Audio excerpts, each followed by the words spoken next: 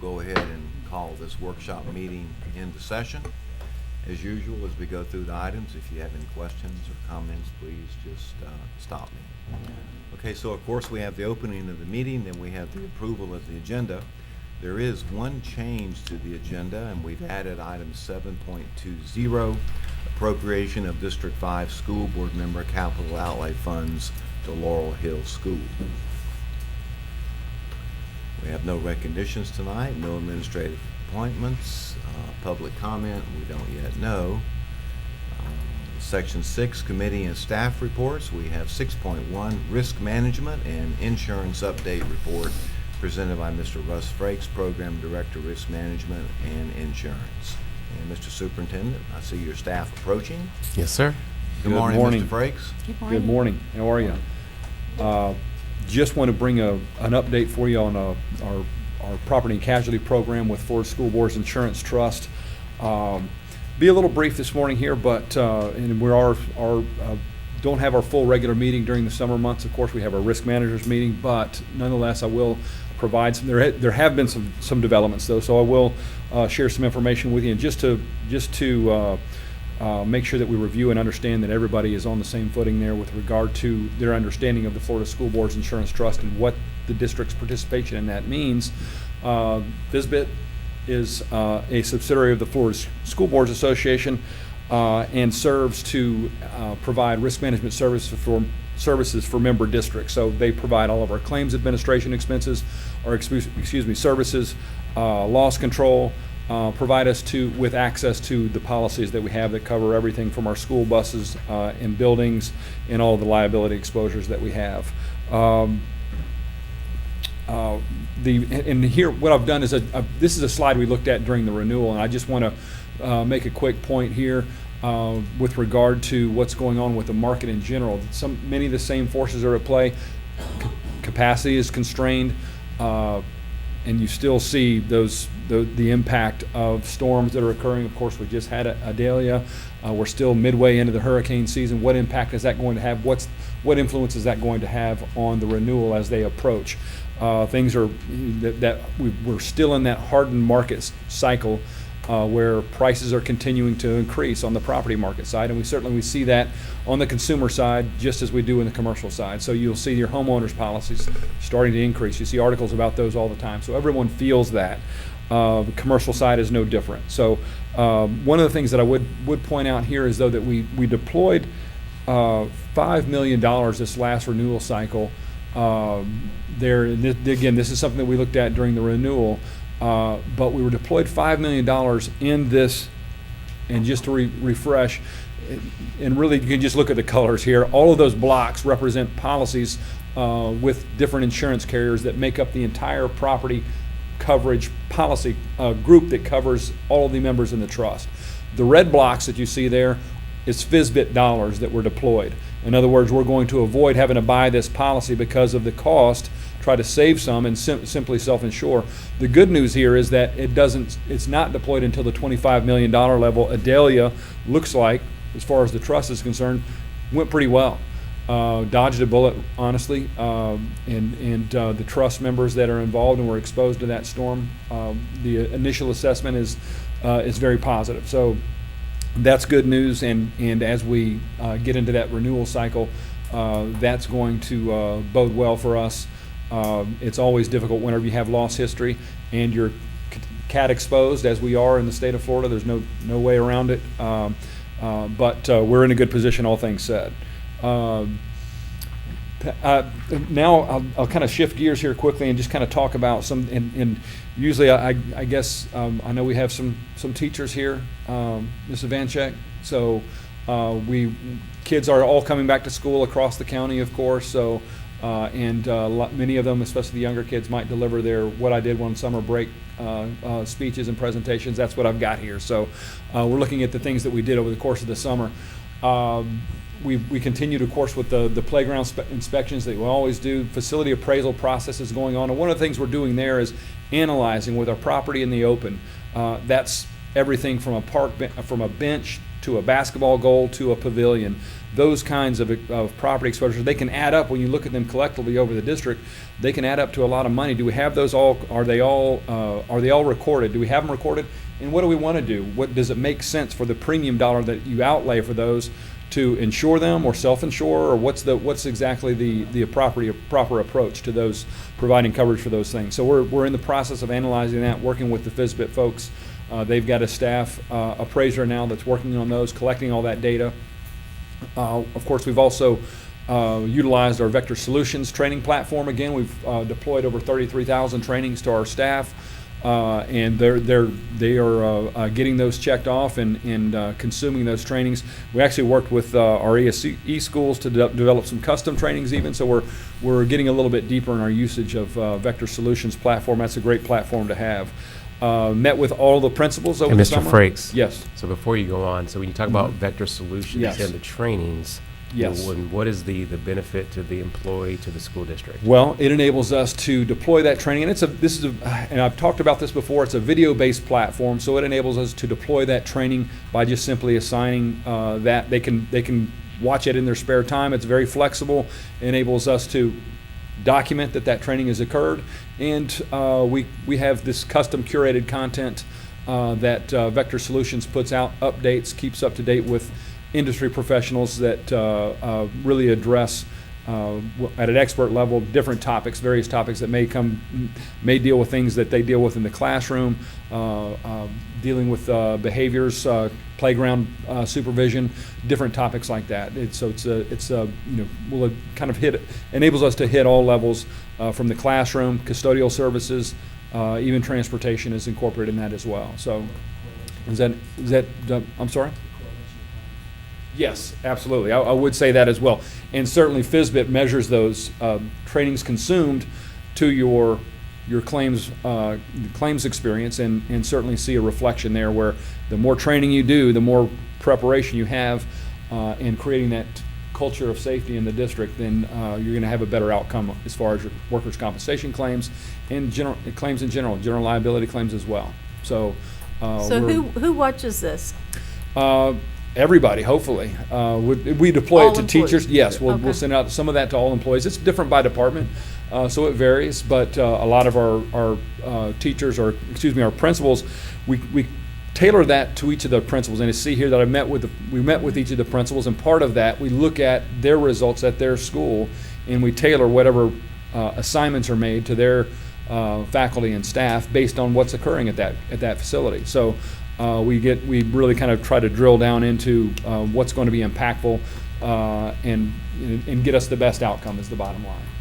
So it's on the employee to go and watch this, or That's they show it at a correct. faculty meeting? Or? A combination, Right. yes. Okay. You can, like I said, you've got some flexibility, so it may be something that a principal wants to show during their, when they first get back into school there and they're setting their trainings up. They may show it in a group setting, or it may be just assigned and allows them to, you've got to do these 3 trainings, have that done whenever you, it's up to the teacher to get it done, and then they've got a deadline that's there as well. So it's So it's typically a couple of months. mandatory? There are mandatory trainings, yes, ma'am. Well, Yes, ma'am. and to follow up, I just asked this question, if this might fit into professional development.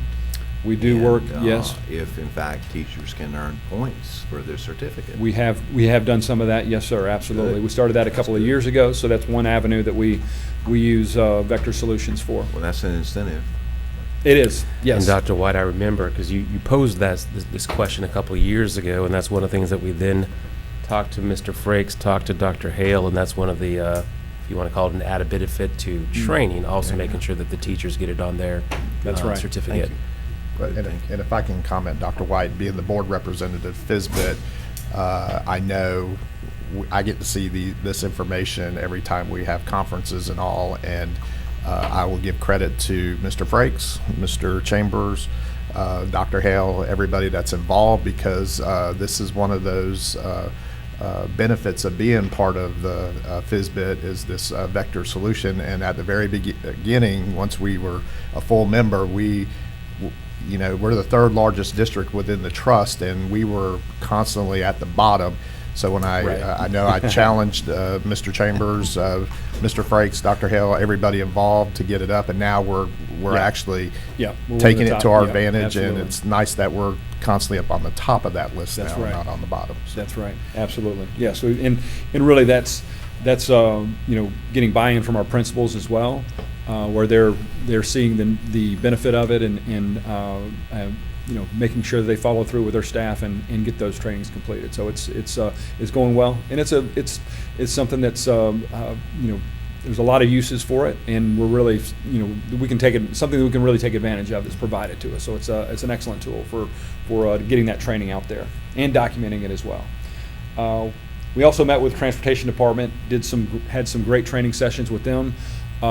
Did a couple of different approaches where we met with the shop, brought all the shop staff and support staff in on a day here, met at the Transportation Central office here, had some great conversation with them, talked about risk management issues, also talked about, actually did some training. One of the shop gentlemen that had been to some training actually did some mechanical training as well. So it was interesting to see some of that. But a unique opportunity to get them together as a group, and then did some defensive drivers trainings at the in-service trainings when our drivers returned to school. So we did 3 of those. So that was a good opportunity to be able to meet with them and really kind of have them focus on that is so important at the beginning of the year. To follow up here and just to close this out, the other items that we did had the opportunity to moderate some security-based training that we deployed over the course of the summer. Did a series of 5 webinars with some, and I believe I've mentioned that to you. It was in conjunction with SCR, Special Contingency Risk, which is one of our insurance carriers. They had a couple of security experts that they provided us with, so we did some excellent training there. That was very well received.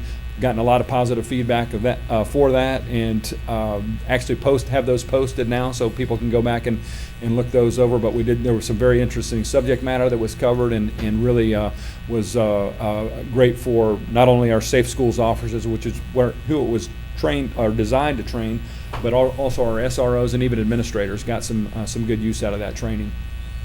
There's been a lot of committee work that I've been involved with over the course of the summer as well, really focused on looking at what's coming up for our next renewal. How can we best position ourselves to get the best result?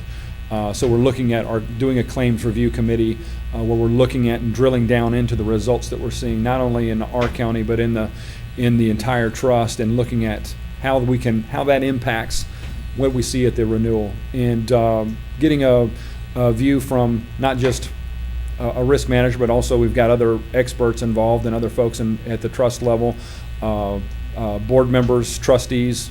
Everybody gets to weigh in on that and participate, as well as our premium funding outlook. Again, focusing on what we're going to see, what strategies can we employ to get a better outcome whenever it comes that time to renew these policies again. We haven't stopped. So also had the opportunity to attend a pooling symposium that Alliant, who's the broker for the trust, they put that on in Denver this year.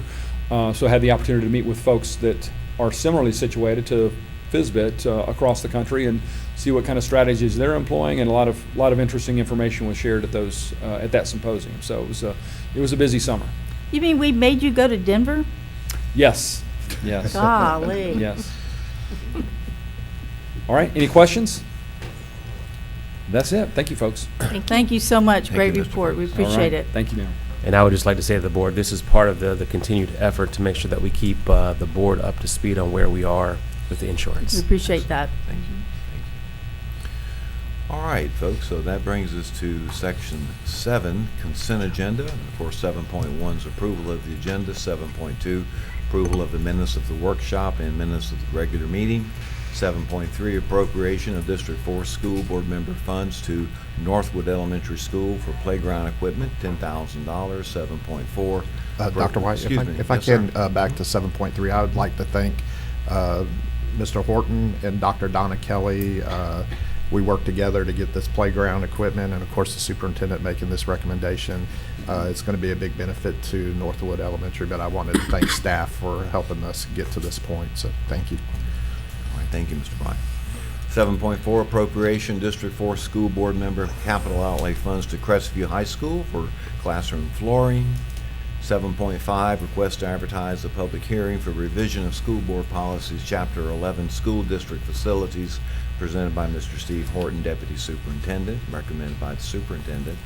7.6, budget amendment number 11, fiscal year 2022-2023, presented by Ms. Julie Perry, Chief Financial Officer, also recommended by the Superintendent. 7.7, final monthly financial statement for June 2023, presented by Ms. Perry, recommended by the Superintendent.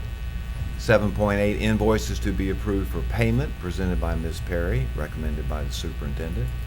7.9, school donations, presented by Ms. Perry and recommended by the Superintendent. I'm sorry, could we go back to invoices? 7.8, please. 7.8? Uh-huh. Sure.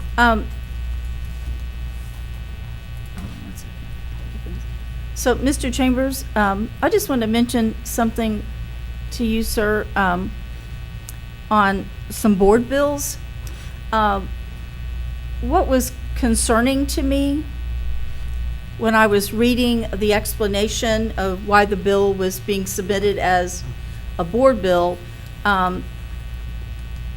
there was dialogue that said something to the effect that we thought this one had it, and then that one, we thought they had it, and there seems to be sometimes some miscommunication between maintenance and the maintenance department and others has been mentioned. So I'm sure you probably noticed that, and just wanted to bring to your attention that that's real important that those principals know. And I'm sure Ms. Perry goes over who pays what, when, and how. I know there's a lot to it, but I didn't know if you had noticed that, because I found that interesting. We don't typically see that, but I've been noticing that it was concerning that we thought maintenance had it, but no, we were supposed to submit it.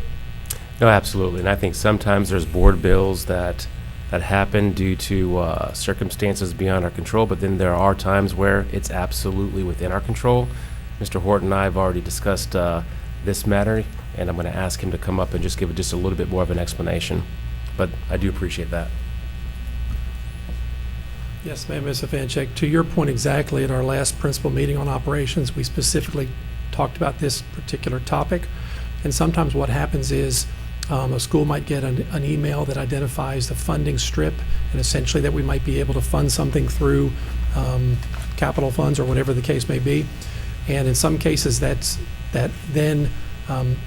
the work may begin, but a purchase order has not been created. And so the receipt of an email that says from me or maintenance to a school that says, yes, we will, help with this project and fund it through this funding strip, is not the green light to begin. So what happens in some cases is it's been interpreted as, let's get the work done, but the purchase order still needs to be created at the school level just because the funding's provided through the district. And in other cases, you're right, we just need to make sure we're communicating better.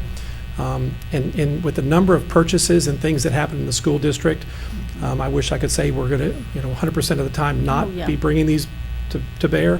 I do think by board policy, this is exactly what that board bill is intended to do. It's so that nothing gets approved without the board seeing it. So in this case, we're asking for board approval on these items, but you're right. And so we continuously talk to our schools about that and the maintenance staff as well. That communication is important. And in some cases, we failed to get it done correctly, but we'll make sure to keep striving to do it 100%. Also, I think, we have a lot of projects going in the way of, the capital that I think maybe sometimes is that part of, the sales tax improvements versus regular maintenance. Like some schools are still having some concerns with air conditioning, which I think that's just an ongoing thing in the world, but they don't know if that's part of, so maybe that could be a confusion too on what falls under what. I know that for the sales tax, there are specific items that we are working on. Yes, ma'am. And if it's a sales tax project, those are typically handled by our total program management, Jacobs Titan. So they handle all of the invoicing and paying and budgeting for that. So it's not something the school has to concern with. But it's more likely the maintenance pieces or something that's done annually and it didn't get renewed on time or something like that. But it's something that I know I want to try to bring 0 to the board each time. And if it's a school that the board bill's coming from, that doesn't mean it's 100% on the school. It means that the communication could be better between my department and the school. I just think, while the board talks about it a lot, we as board members know, and district staff, we know the difference between sales tax projects and the ongoing maintenance. But sometimes I think even at the school level, and certainly in the public, they're confused. They see that, they don't understand, it's kind of apples and oranges, whether there's an air conditioning problem that needs to be handled with maintenance or whatever, and what may be going on in their school as an improvement. So that's why I was bringing it up, that these are different Yes, ma'am. kinds of things, and, apples and oranges, so to speak. So, It's all fruit. all fruit, thank you. All fruit basket. And yeah. I just want to say thank you for bringing that up, but also Mr. Chambers and Mr. Horton for continuing that conversation, because I remember last summer, we probably had 10 or 12 or more board bills that would come. So you can see the effort going forward here, and the conversations seem to be working, and Ms. Perry with what you're doing with the board bills and helping. But I know there's sometimes those oops that happen, but there has been a great decline in these. So thank everybody for your effort in working through this. Yes, ma'am. Okay, all right.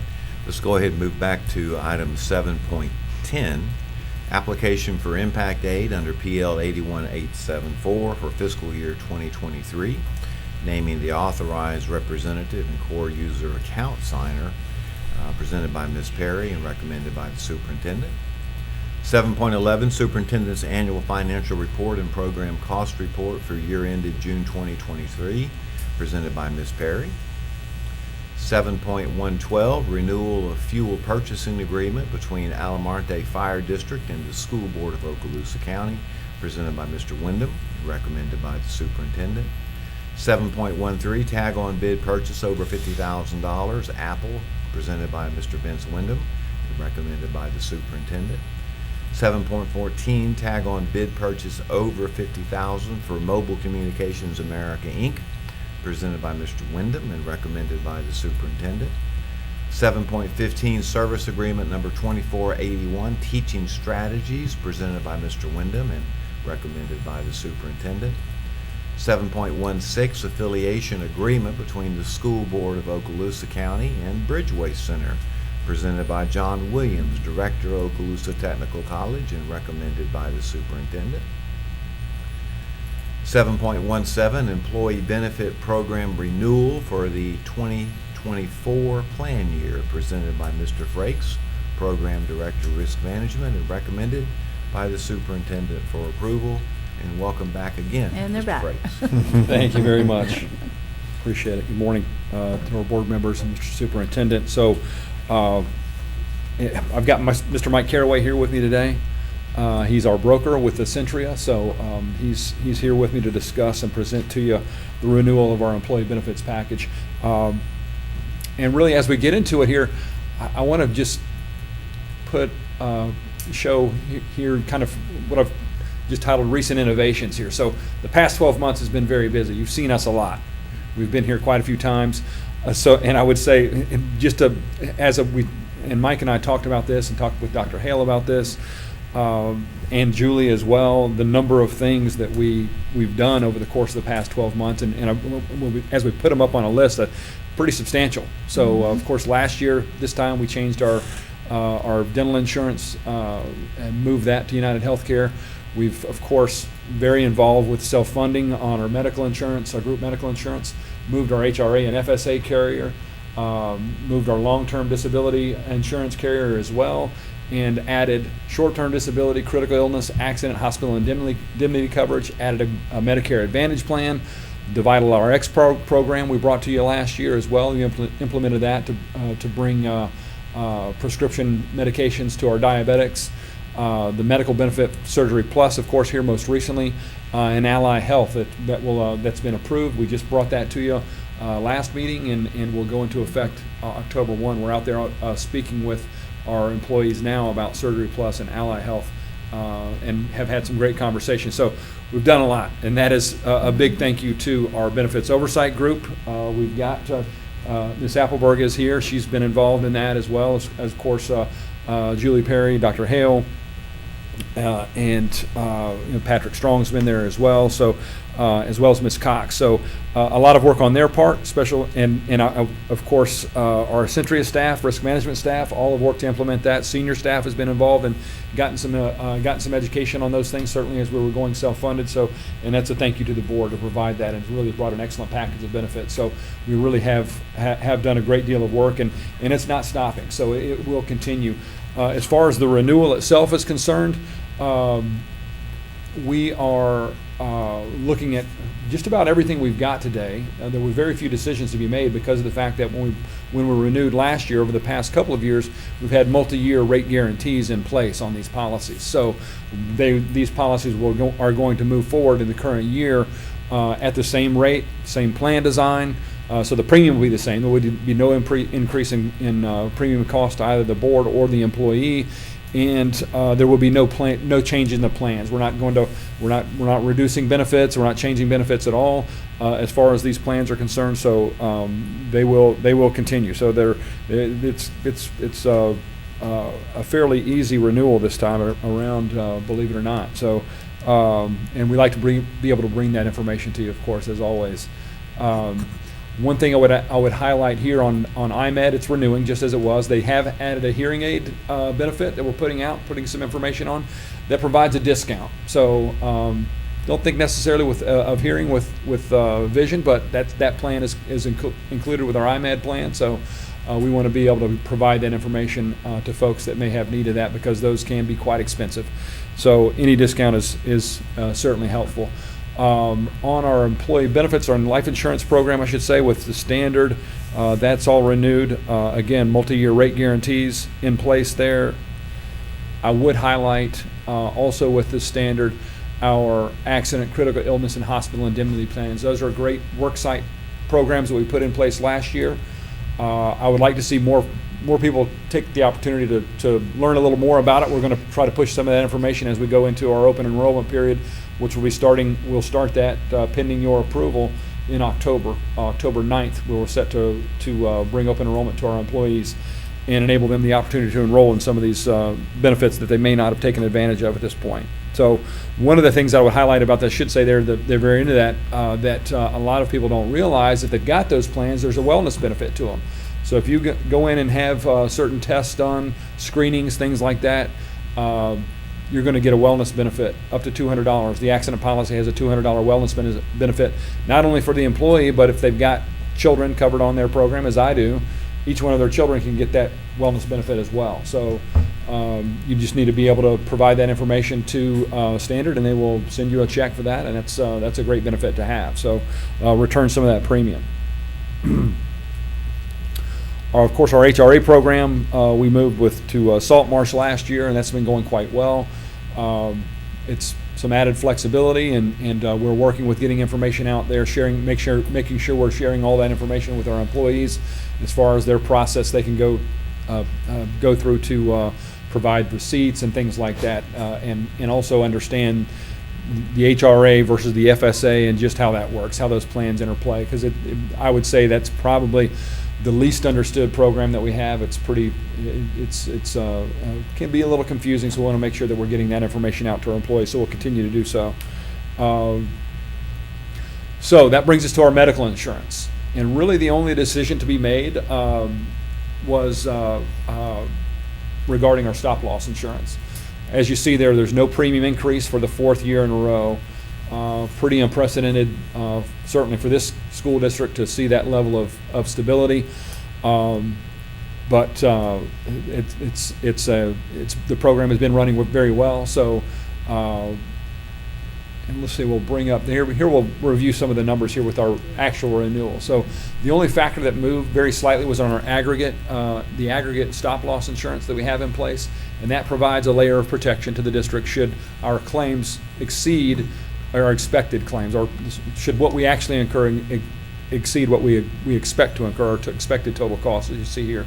Mike, I'll let you jump in and kind of touch base about the the stop-loss components. Yeah, absolutely. So thank you. Good morning, everyone. Nice to see Good you morning. again. It's on a more frequent basis, isn't it, over the last couple of months? But yes, as Russ mentioned, great news. Number one, we were able to get our renewal early, because that was one of the things that we had talked about in the beginning. And, because we like to get out, do our open enrollment meetings, get everything buttoned up. So we reached out to the reinsurance, our incumbent carrier, and we knew we were going to be in good shape because our claims are running very well. We're exactly where we needed to be. They gave us an early contingent renewal, and then after we were able to get our August claims in, we're paying our claims on a weekly basis, we were able to get a secure number from them, which was a rate pass. Other than what Russ mentioned on the aggregate insurance. And remember, that's our protection of our accumulation of all of our claims. That's our sleep well at night insurance in case we ever get off the tracks. We have that protection, that ceiling that we will never go over. And that was really just a small increase. That's a small piece of the whole program. So great news. We're in fabulous shape. We had a great year just as expected.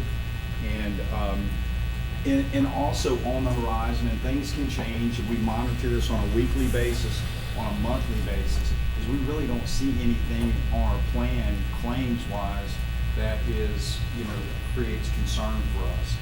And so we're going to keep everything, our recommendation is to keep everything status quo. We're still in what's called an immature year, because we don't have 12 months of claims experience under our belt.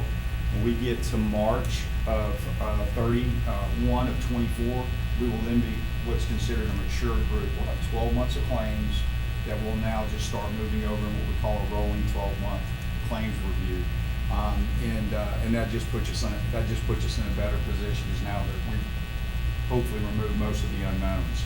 So fabulous news. I couldn't be more excited about where we are currently and what's holding true for us for 2024.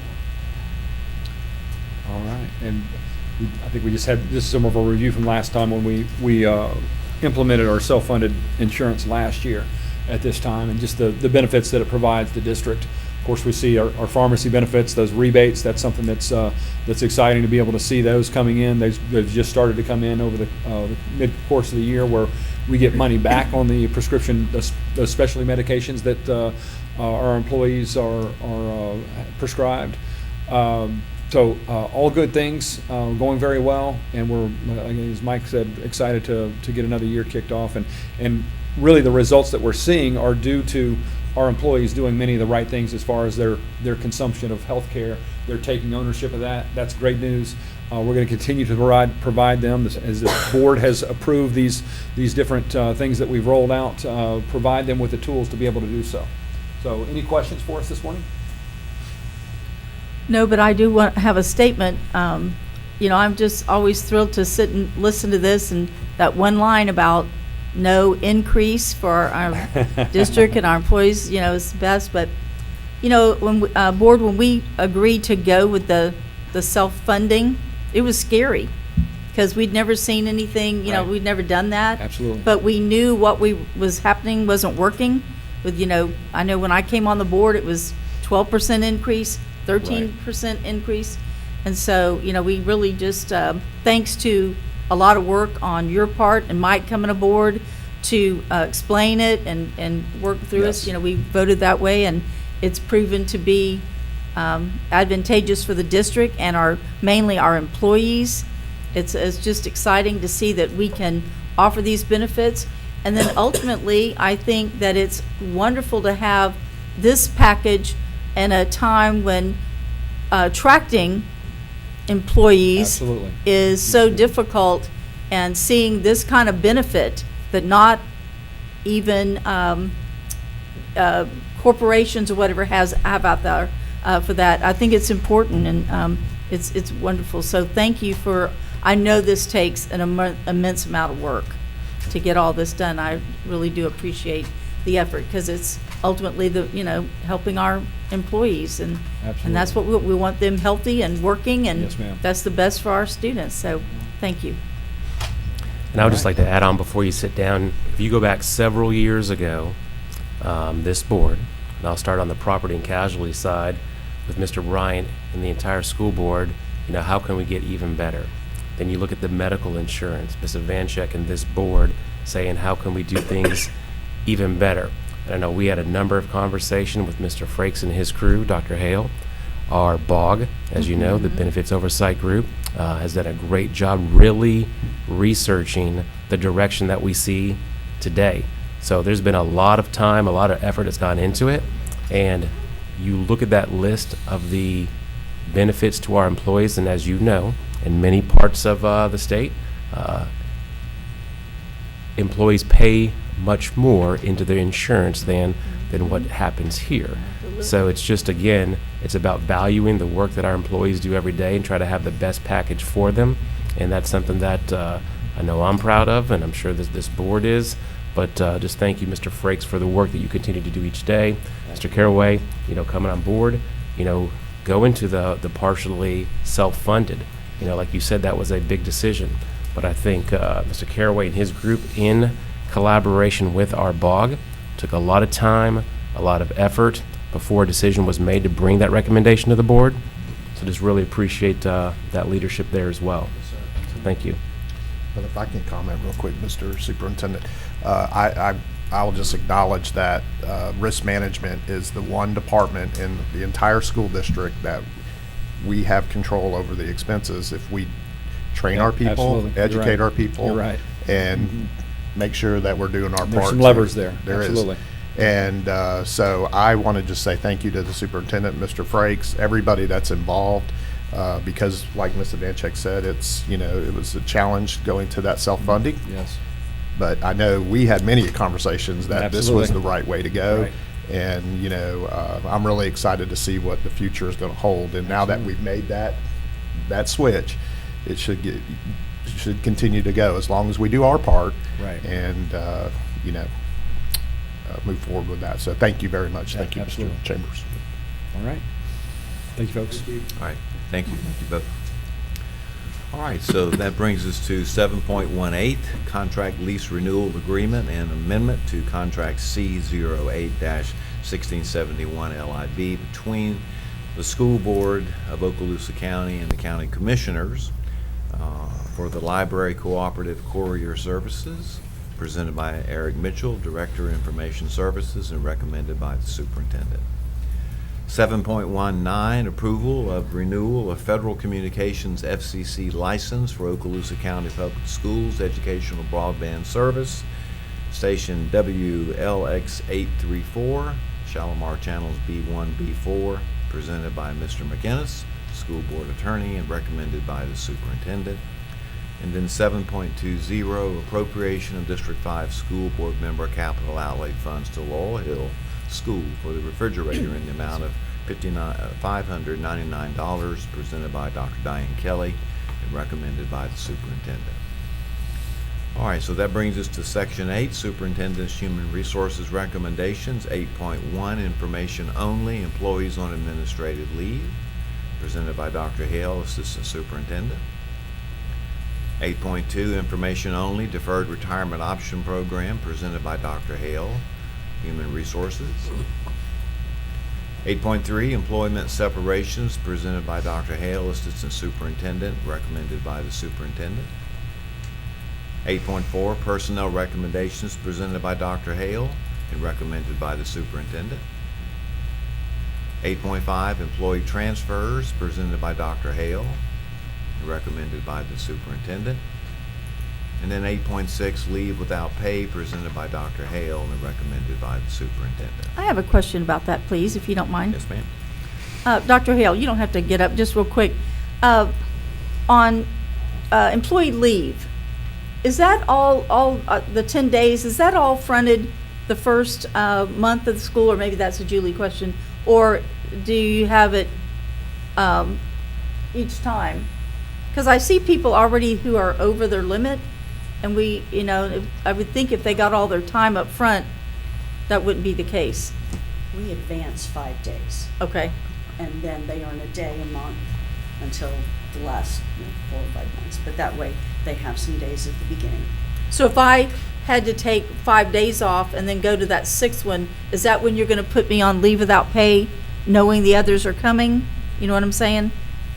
It would be How does that leave- work? It would be leave without pay, period, yeah. Okay, And so a lot of the people on the list have accrued some leave without pay days in advance of the ones that have been fronted as well, which would also appear on the reports. As they go through the process, there's a certain window of time whereby which they could get it approved in arrears and stuff. So there's a lot of different Okay. calendar options that may force it onto a particular board meeting. One of the components would be the leave that's advanced, and some would just be those that were accrued prior to the calendar, so. yeah, because I'm thinking of if they're a new employee, they started out with 5, but they wouldn't have had time to save any, so Right. they could possibly, okay, Right. all right, thank you. All right, thank you. All right, that takes us to discussion agenda. There are no items there at this time. Section 10, construction programs owners representative business, and that would be a status report by the board's representative, Mr. Bryant. Thank you, Dr. White. We actually have a meeting scheduled here right after this workshop, and I will be giving a formal presentation at our next workshop, which would be in 2 weeks. All right. And so that brings us to section 11. Mr. Attorney, your business, sir. One item, Mr. Chairman, this morning, I need to ask that you schedule a special meeting for a closed attorney-client session regarding a pending claims matter. This is in our risk management program, FISBIT claim number AP 4605625, which is a tort loss claim with a date of loss of January 25th of 2023. And if we could schedule that at 8:30 prior to the September 28th workshop, please. It's okay with me. How about it, colleagues? No. All right. Thank you. Yes, sir. That's all I have. All right. And then that brings to the superintendent's business. You've got some out-of-state field trip requests and any information that you would like to share, sir. Thank you. So it's interesting, you look at, on Monday nights, oftentimes we'll bring up different athletic teams who won a state title, or individuals who won a state title. And it reminded me this weekend, watching a little bit of sports, where we talk about in this school district, we value academics, the arts, and athletics. And you look at the NFL this Sunday, and 3 individuals from Okaloosa schools representing this school district, their high schools, in the NFL. And so you look at Mr. Alex Ward, a former Choctawhatchee High School student athlete, playing for the Rams. You look at Richie Grant, former Choctawhatchee High School student athlete, now playing for the Falcons. And then you look at Wanye Thomas, a former Niceville student athlete, now playing for the Cowboys. Now I have to say, I'm a little partial to Mr. Thomas due to the fact that he's playing for the Cowboys. But all of these individuals really making a difference for their teams, but I think, at least in my mind, even making a much greater difference to students in this school district who see, these things are a reality, whether it be sports, whether it be a certain job that somebody wants one day, but hard work absolutely pays off. So just wanted to say that. I think all of us know today is 9/11, Patriots Day, and you think back 22 years ago on the horrific attack on our nation, and I know I can remember exactly where I was. I was at Ruckle Middle School. I was in the locker hall, and a particular teacher came up to me and said what happened. And I'll never forget that moment. I remember we were directed to turn the TVs on, and so the students could see, history unfolding right in front of them. And I think if we were to ask this board, ask the individuals who were in this room, or those watching, where were you when this occurred, everybody remembers that moment. And I'd like to say, today already, this morning, schools all across our district recognize Patriots Day in many different avenues. So just want to thank our schools for doing the work of remembering, doing the work of honoring our military men and women, our first responders, and those who lost their lives on this day. As you also know, today, or this month I should say, is Founders Month, and there's a number of different activities like we shared with you at the last school board meeting that'll be occurring and have already been occurring as well throughout this month, and I wanted Ms. Lightbourne to come up and just give a brief explanation as to the different types of activities that are happening as we celebrate our country.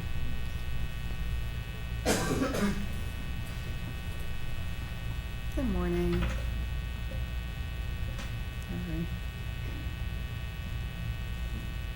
Okay, there we go. As Mr. Chambers said, you all know that it is American Founders Month this month.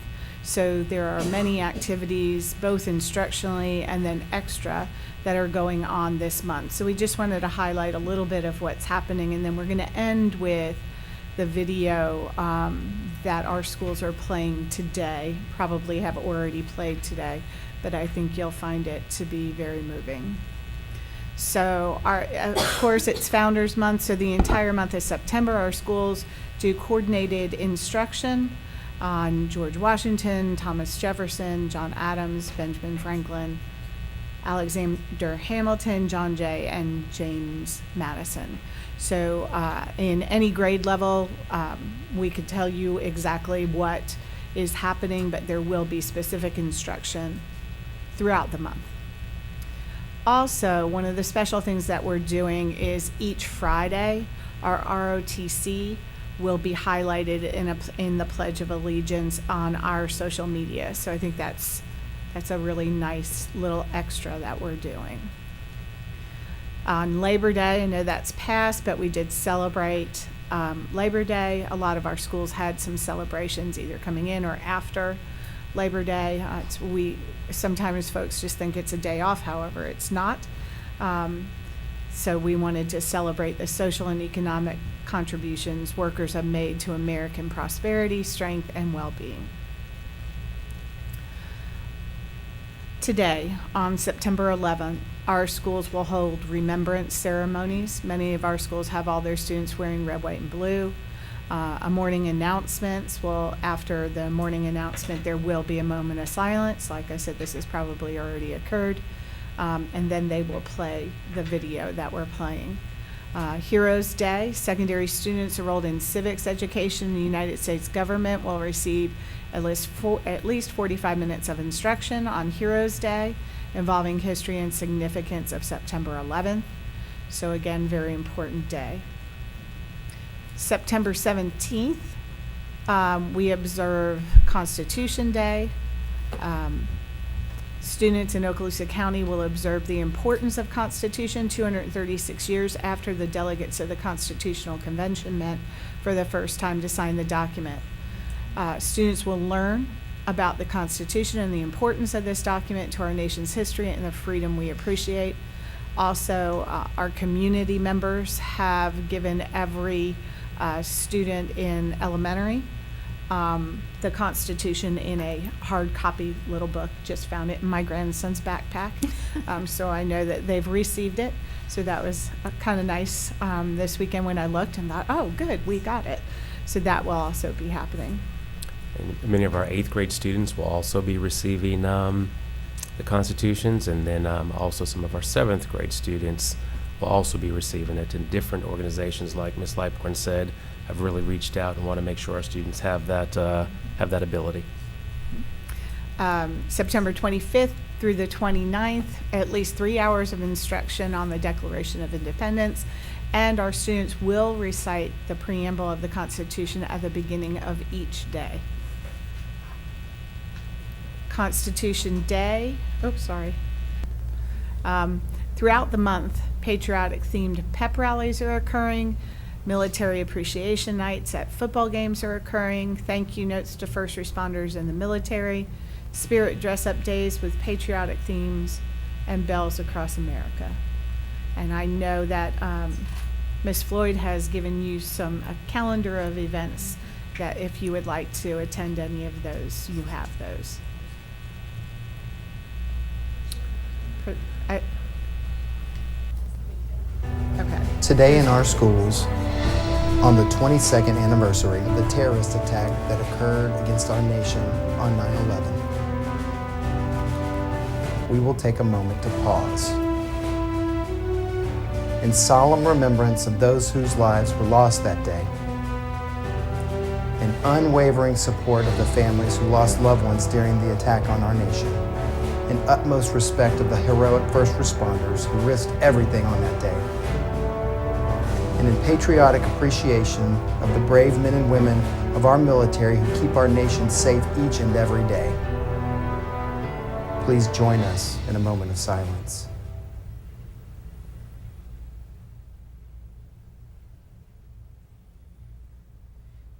So this was played this morning in each of our schools. Nice. And just want to say, and one of the things I think each of us up here, we want to make sure on this day that we do remember and that our students understand the significance of this day. I think we want to make sure that in terms of American Founders Month, that we do a good job of allowing our students to partake in this, not only in our assigned courses, but through the type of activities that occur throughout the month as well. But I think it should not be lost that every student in Okaloosa County, by the time that they get to 7th grade, they're in a dedicated civics class. When they get to high school, there's the U.S. history, there's the U.S. government. So there's many different opportunities for students to learn about our nation, about the laws, what made this country what it is. But we absolutely appreciate the efforts that our schools make each and every day, especially in a month like this. Thank you. Very good. Thank you. Thank you, Mr. Superintendent. Anything else for today? Oh, thank you. So a few other updates. You may have heard that there's a particular parcel of land in Destin that has been talked about, and of course we know no action would be taken on any parcel of land before something is brought to this board for board approval. But I do want to say that any time that there is land adjacent to one of our schools that we have the ability to look into, there's probably interest in terms of that land being right next to the school and how any land next to our schools might benefit this school district. I do want to say that, as you know, we're in the process of the design work for the 4-5 center at Destin Elementary, which will likely become a 3-5 center in all actuality. And right now, we have the sufficient land needed for that project. But what I will say to our board is, of the approximately 8 acres of land or so that is there, so we probably would not need 8 acres. But if there was a portion of that land that allowed us to get even more green space at Destin Elementary for playground, for PE, I think that is something that could be a benefit to Destin Elementary, could be a benefit to this school district.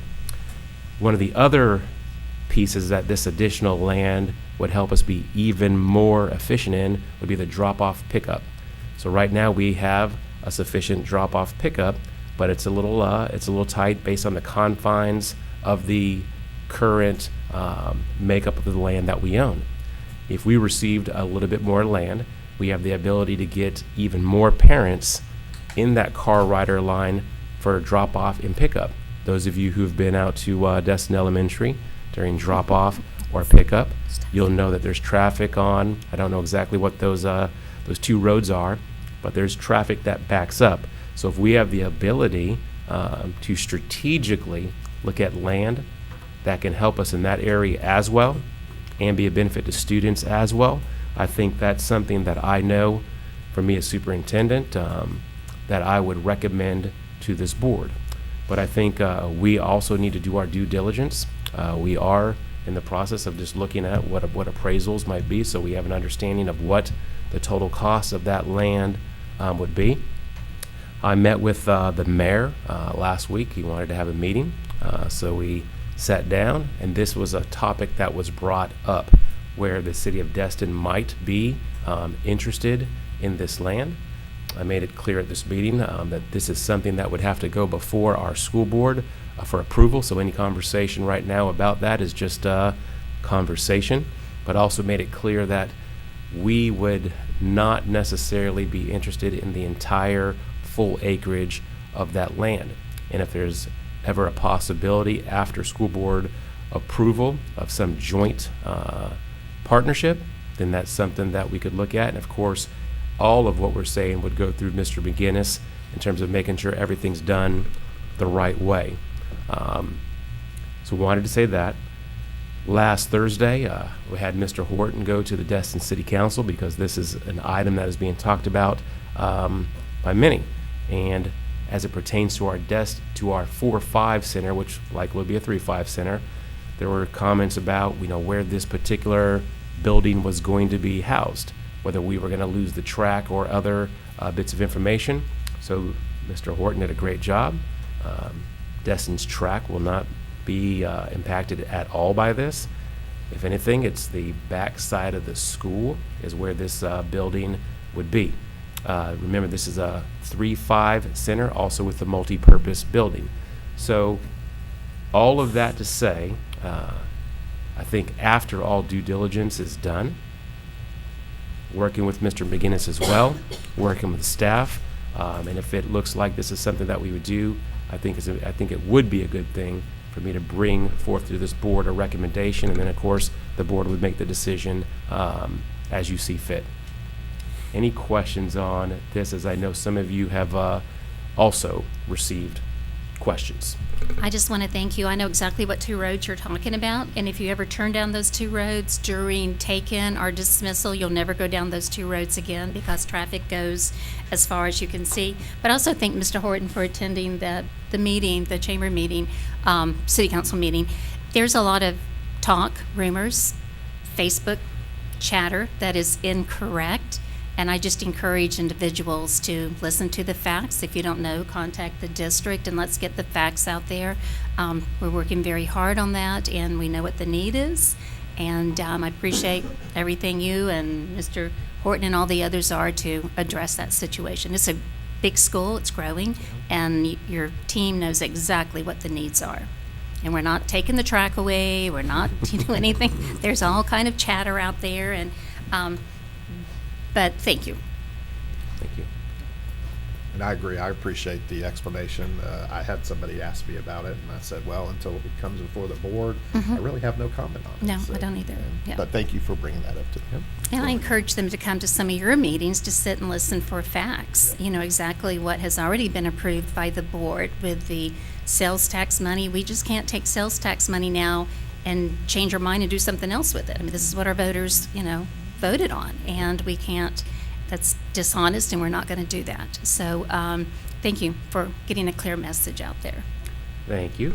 And The I'd like, only thing that I would add before maybe you move forward, Mr. Superintendent, is I appreciate your remarks about working with our attorney, because if I remember correctly, there are some legal stipulations about how such a thing might be done, and what requirements are placed upon us legally in terms of how that could even possibly occur. So Mr. McInnes will be looking for your input on that as well. Okay. Mr. Right. Bryan, as you said so often, we cannot comment. We cannot put ourselves or get ourselves involved in it due to legal issues. So thank you. All right, Mr. Superintendent. and Mr. Horton, if you would come forward. I wanted to give the board a quick update on where we are with the K-8 school up in the Crestview area, and where we are with what would now be the 3-5 center at Destin Elementary.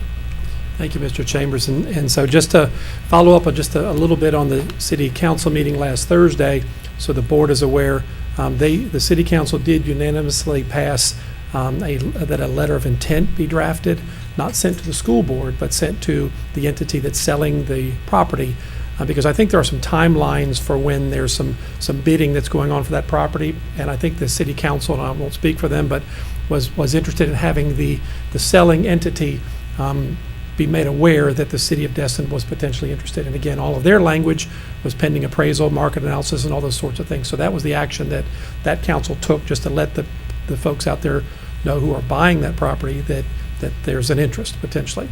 And then the only other thing I will say about that is there are deed restrictions on that property. So as we go about the business of conducting and doing our due diligence of looking at appraisals, that property right now is limited into what it can be. And so that can have an impact on value, perceived value in the community. But we are going down the road to do our due diligence with Mr. McGinnis to see if it's an option or an opportunity for the district. So that said, moving on and having some discussions briefly, I'll just kind of center on the Destin addition right now. And as you know, the board approved the pre-GMP, which is the design and engineering work for that to begin back in the spring. That has been going full speed. The superintendent and some staff just met with architects and Jacobs Titan to look at some design work for that. And the location of it would be between the Destin Elementary campus, where the kind of the playground area is now, and that Corpus Christi church. So it is already designed to be in that area. As Mr. Chambers mentioned, the design and the footprint of that building does fit inside our current land, and it actually is being designed right now as a two-story addition. There are a couple of reasons for that. With the facility being 3-5, then you can have fourth and fifth graders being in the top floor, even fifth graders, and not have a concern. It would obviously have elevators for handicap access and things like that. From a facilities and design standpoint, it's a lot less roof. The insulation is better in terms of what you might have to do to heat and cool the building when you have a two-story building. So a lot of construction components that make sense. And also in this particular case, even though the track is there, even though there's a lot of field space, the design plan would have the green space for students in the playground area being moved off of Beach Drive, if you go down that road, and into the middle of campus where it's kind of protected by the buildings. And so there's a great plan for that as well. And I think at an upcoming meeting, once we kind of fit the final footprint, we'll bring it back to the board and go through that process.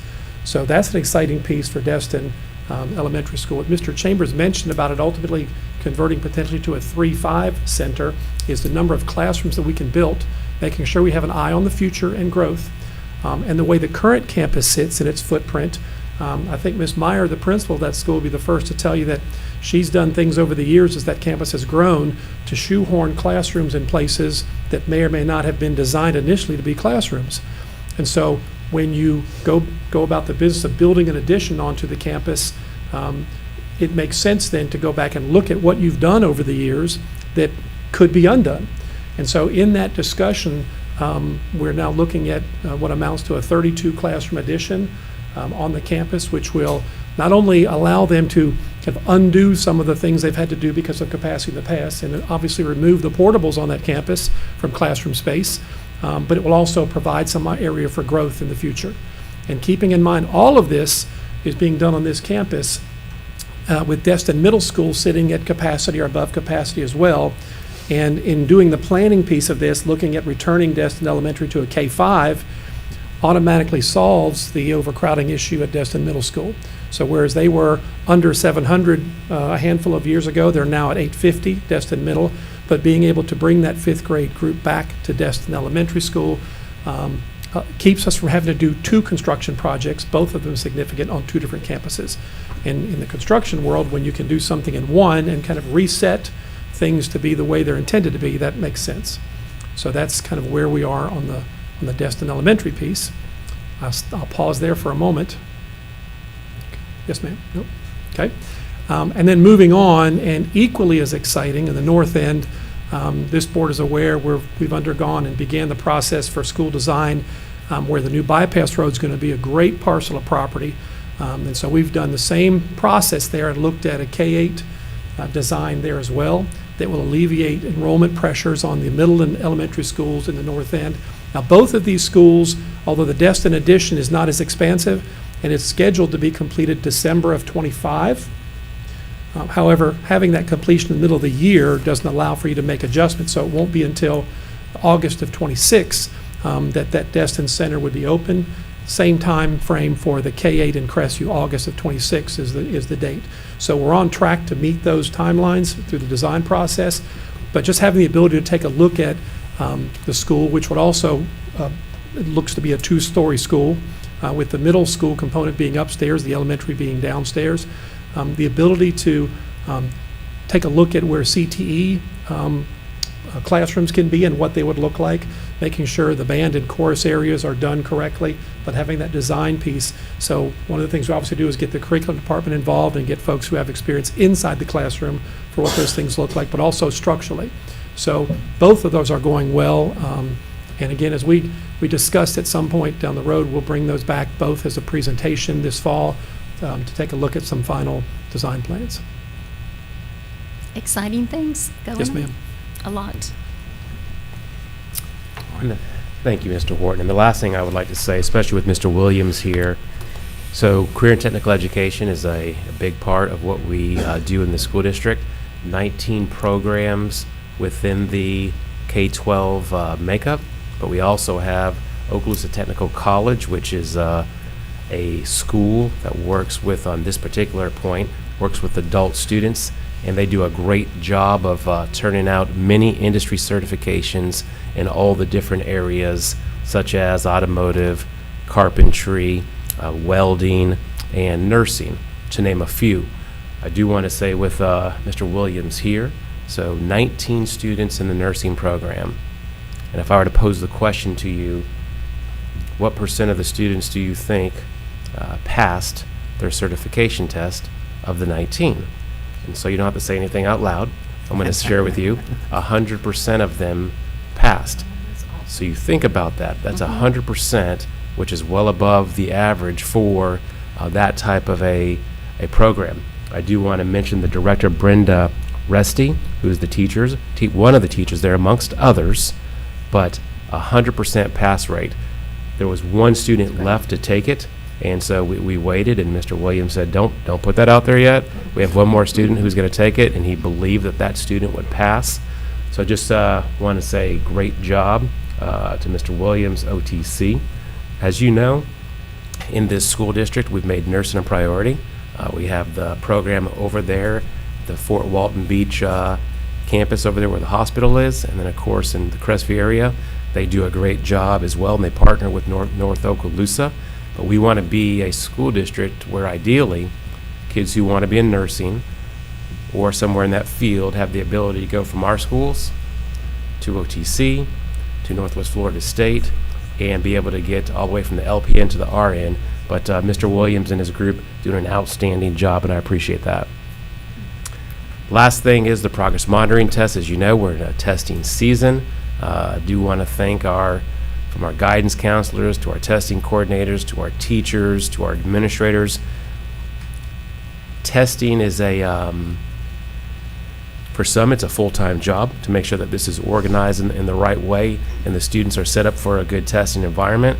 So when I say thank you, that's there's not enough words in that because there's so much, as you know, that goes into it. But this is a reminder to the board. As you know, there's PM1 during this time frame, PM2, which is the December-January time frame, and then PM3, which is like our FSA. It's the big test. I'll just say it that way. But again, our students are taking part in that right now, and once we get to PM2, we'll be able to see the growth that occurred throughout the first semester. And that's all I have. I have a question about, since you're talking about that, have we ever heard from the state about grading? And I know we have the ranking, but have they decided what they're going to do about last year's progress the scores and that? I think they've already started. So last year's scores, I think, of course, they've been released. Mm-hmm. And my understanding is in the October-November timeframe, we'll have a little bit, go ahead, come on up. There'll be a little bit more information that will come out from the state, so we'll see. Because as you know, with this past year, no learning gains. Mm-hmm. And so that's a big deal, especially for Title I schools, not only here in Okaloosa, but across the state. Right. And students showing a year's worth of growth is really what you want to do. Mm-hmm. But as we go into this upcoming year, there's more requirements that goes back to kind of what it was. I'll let Ms. Lightbourne explain that. So in October, the state is going to do standard setting. So basically, they're going to create the cut scores because the cut scores have not been created. So what they used to give a student a score was from FSA. They just transferred that cut score. So now they'll actually make the cut scores in October. Once that happens, then maybe sometime December-wise, we may get school grades from this past year, but as Mr. Chambers said, there are no learning gains in there. Writing will be different. Writing is no longer part of ELA. It will be a separate score. Well, this past year, we didn't have writing. It was their practice writing for the state.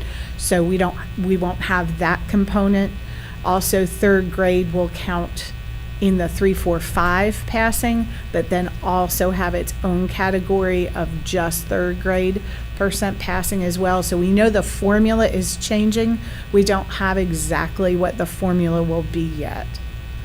Okay, thank you. And I think for this board, so the cut scores, or the standards, so the level of rigor of what these students are learning as we go even back to last year, it's pretty intense. It's pretty rigorous. The state with these new tests, with these new cut scores, they are wanting to ratchet that up even more to make these cut scores and these standards even more rigorous. So that's just information for the board. I read that article about raising up the standards. Okay, all right.